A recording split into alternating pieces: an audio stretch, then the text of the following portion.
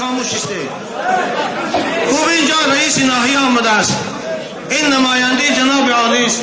گوش کنید همچنان شما یادم صبر کنید. چیا هیچی از دست اینای شنیده به من تیار هستم با قربانی شدن وقتی که اینا اگر سید مکرم میخواه من برو حبس کند من تیارم با حبس کنم. شما خاموش هستی. شما یادم خاموشی سبب اشان مفتی آمدن شب کنم. اینجا نه ولی صاحب به کار میرد، نه کگبه به کار میرد، نه دیگر. من نمیخوام که برای من شده شما ضرب کنید یا حکومت دارا. اگه اینا شرمنده ها که خوشان دنیا رو شرمنده کردن. بس کنید بچه های خوشرو. سبب این مفتی را ناموسش چیست؟ در روز در خانه اکای حاتم روز شنبه گذاشته ما یک محفل داشتیم. خاموش باشه، خاموش باشه. من گفتم شما شنوید. خاموش باشه. محفل بود. شما خاموش باشه. شما رئیس من پرسیدن می آمدی بعد وقتی احمق بودم رئیس شورای شما. استغفر الله. بچه خاموش باشه. یادم خاموش باشه. روز شنبه گذشته بود. خوب ما خانه اکای حاتم رفتیم. یک جشن آرام بود. من درباره محرم که سال نوی هجری بود صحبت داشتم و در آخر صحبت فقط برای شهادت حضرت امام حسین 2-3 صحبت کردم. با این ایشان گرفتن یک دروغ در پای شیعه‌های برادرها بستند که گویا در محفل حسینیه که کربلا 2 میلیون آدم شرکت میکنه. گفتی در محفل عاشورای اونها هر شرکت کننده $100 میدادیان. با حتی قسم خانشی هم کرد. خب من قسم ایشان باور میکنم در این مسلمان هست. در سرش صلی و صحیف یا اون صلی علیه که در سرش زیرا که پیغمبر خدا گفتن کفا بالمرء کذبا ان یحدث بكل ما سمع. من خیلی افسوس میکنم که در خانه خدا در این منبر رسول اکرم شد بی آدابی شد. خاموش باشه. خاموش باشه بچه‌های خوب. خاموش باشه بشم. خوب ایشان گفتن با ایشان اجازت من در صحبت کنم. خوب صحبت کردن و دروغ شروع کردن. من گفتم طاقت نکردم. عادتا من طاقتی شنیدن دروغ ندارم. گفتم ایشان مفتی همین گپ دروغ است نگو. قسم خور نگو. گفتم ایشان مفتی شما میکنید تو در این گپ در دیگه موضوع با کار دار شدن. خوب با کل حزب بما لدیهم فریحون تفسیر کردن. با تحقیق خوشم یخواستگیشم کتی آخر گپ من همه قشد که موضوع شما اگر ناموسی اسلامی می داشته، شما اگر رفت و ناموسی مذهبی می داشته، همان روز که قانون حکومت درباره منع جوانای تا 18 ساله برآمد، تو همون روز وظیفه مفتگیت می سپاریدی. میگفتی من این آر به خودم تا قیامت قبول نمیکنم.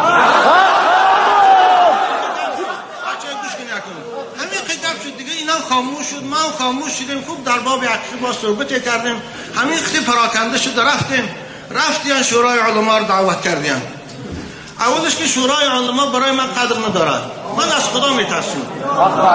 گوش کنید بچه‌ها گوش کنید. دویم که در شورای علما داملا محمدی شرکت نداشت.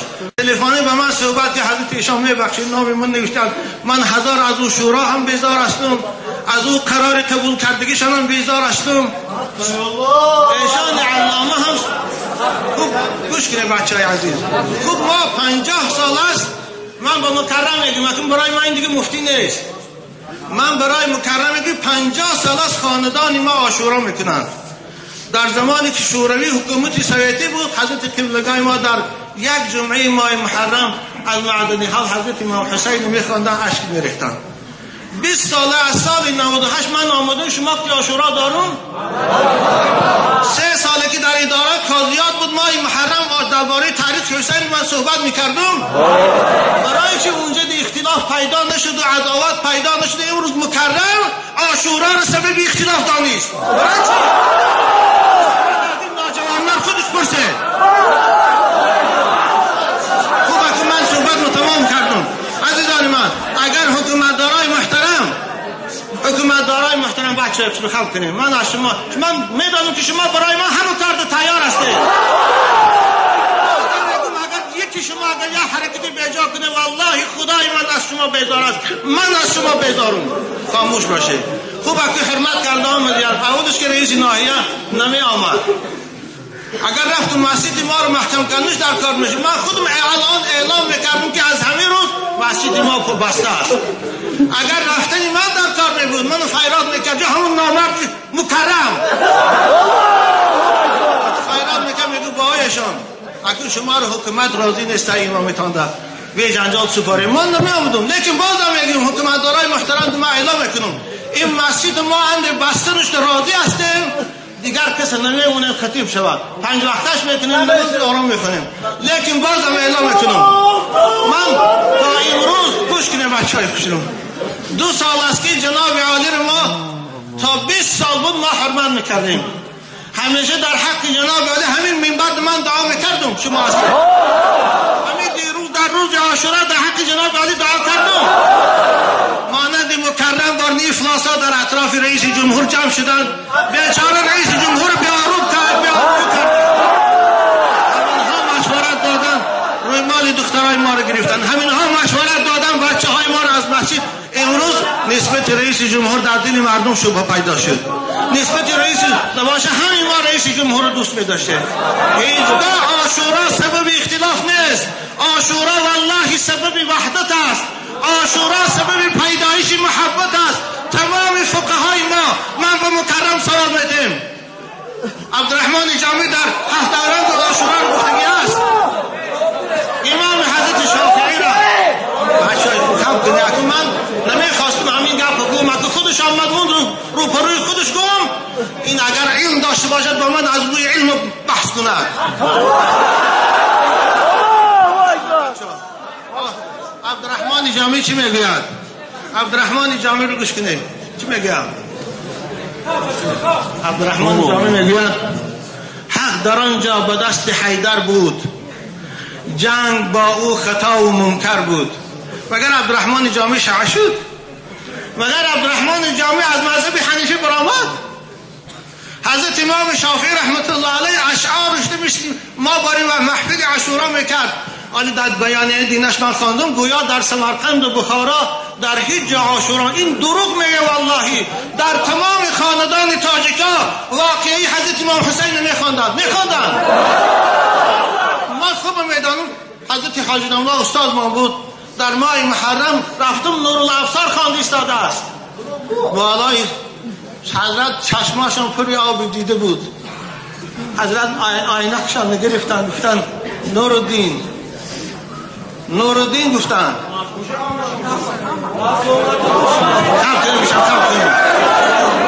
نورالدین گفتن اگر من به جای معاویه میشدم سگ خاندان پیغمبر از خود بالا من گوش کن بار دیگر میگه این سید نیست. اگر این سید نشد خونش برای حسین نجوشید. این جهود اصلا سید بچه های کشتبه که ازام میگن جمعه میخوانیم همه تو خدا میگه برو ایره بیتون.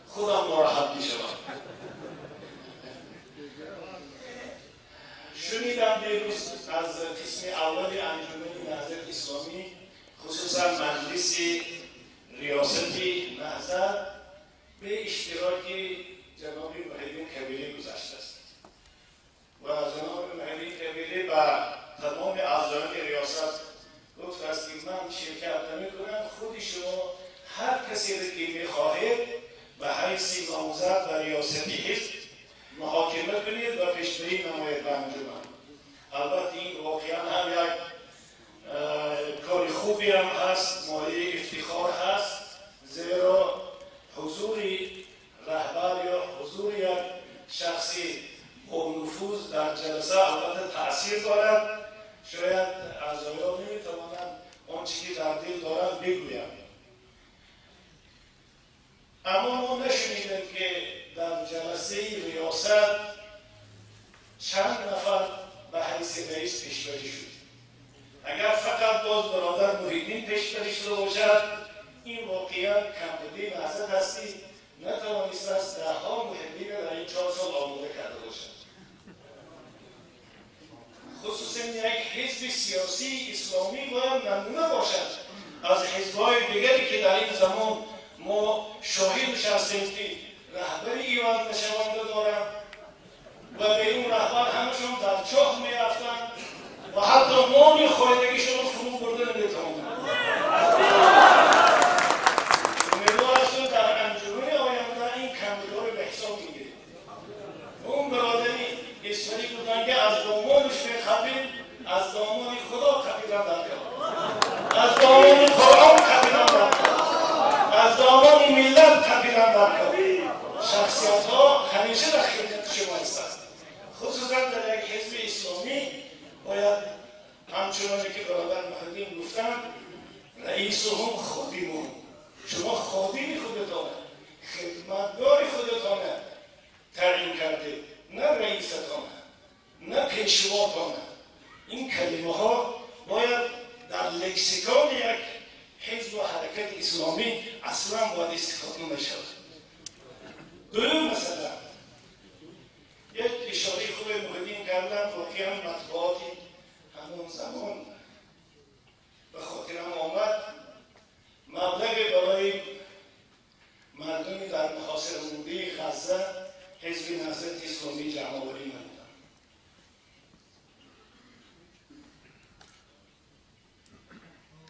در هفته‌نامه‌های مستقل ما خواندیم که با طور بسیار هم مسخره‌آمیز، استهزاءآمیز می‌گفتند که اگر پول زیادی داشته باشد نهضت به کمبغلای تاجیکستان کرد، فلان جای تاجیکستان خراب‌بازار است آباد کنه. البته جناب محیدین سکوت خوب کردن، جواب خوبی دادن با اون مثالی که از واقعه حضرت ابراهیم علیه السلام.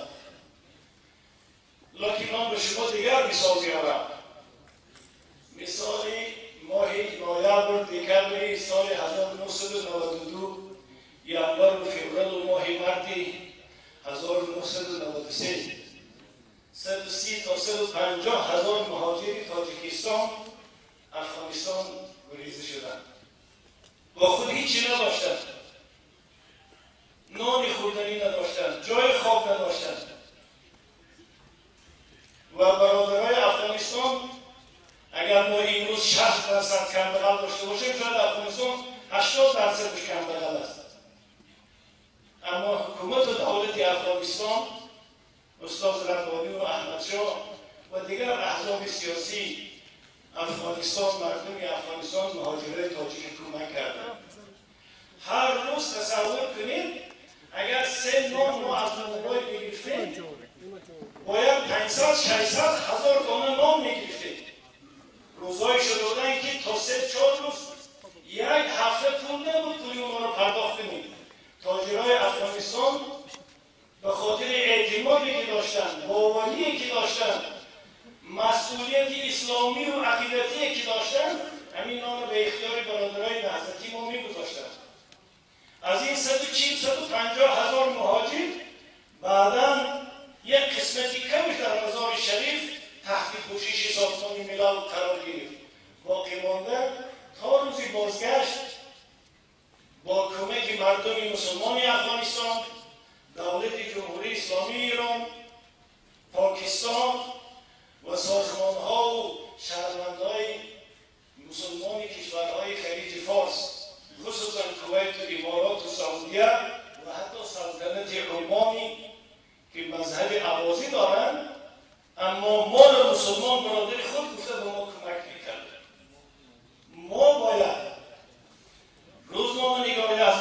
شما میگویم این روزها رو فراموش نکنید. اون 150,000 همگیاهان شما